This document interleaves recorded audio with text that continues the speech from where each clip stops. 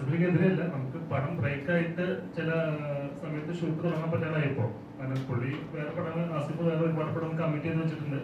അപ്പൊ നമുക്ക് നമ്മുടെ പടമായിട്ട് മുന്നോട്ട് പോകാൻ പറ്റാതായപ്പോ നമ്മൾ അസോസിയേഷൻ മുഖേന ബന്ധപ്പെട്ടിട്ട് കാര്യങ്ങൾ സംസാരിക്കില്ല. നമുക്കൊരു അസോസിയേഷൻ ഉണ്ട്, അവർക്കൊരു അസോസിയേഷൻ ഉണ്ട്. അങ്ങനെ ഒരു സാഹചര്യം ഉണ്ടായിരുന്നു. കാരണം നമുക്ക് പടം ആസിഫിന്റെ വരുമ്പോൾ സൈജുവിന്റെ പ്രശ്നം, സൈജുമായ പ്രശ്നം, ഒരുപാട് പ്രശ്നങ്ങൾ ഉണ്ടായിരുന്നു. ഡേറ്റിന്റെ വിഷയം എല്ലാവർക്കും നല്ല തിരക്കുള്ള നടന്മാരാണ് അവരൊക്കെ. അപ്പൊ നമ്മൾ അസോസിയേഷൻ മുഖേന ബന്ധപ്പെട്ട് അവിടെ അതിലൊരു ക്ലാരിറ്റി നമുക്ക് ചെയ്തു തന്നു. അത്രേ ഉള്ളൂ. സാധാരണ ഒരു പ്രധാനപ്പെട്ട താരമുള്ള ആസിഫ് ഒരു പോസ്റ്റ് പോലും ഇത് ഇട്ട് കണ്ടില്ലായിരുന്നു.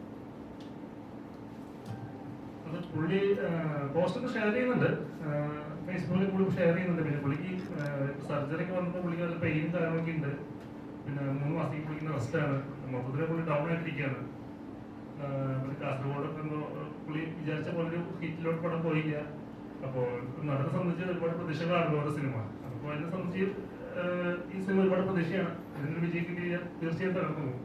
അതുപോലെ അവർക്കും എല്ലാവർക്കും ഉണ്ടല്ലോ. അപ്പോൾ അങ്ങനത്തെ വിഷയം നിൽക്കുമ്പോൾ നമ്മള് പുള്ളിക്ക് പെട്ടെന്ന് ഈ സർജറി വന്നു. അപ്പോൾ 3 മാസത്തേക്ക് റെസ്റ്റാണ്, പഠനം ചെയ്യാൻ പറ്റില്ല. അപ്പോൾ അതിനെ ബുദ്ധിമുട്ടുള്ളതായിരിക്കാം.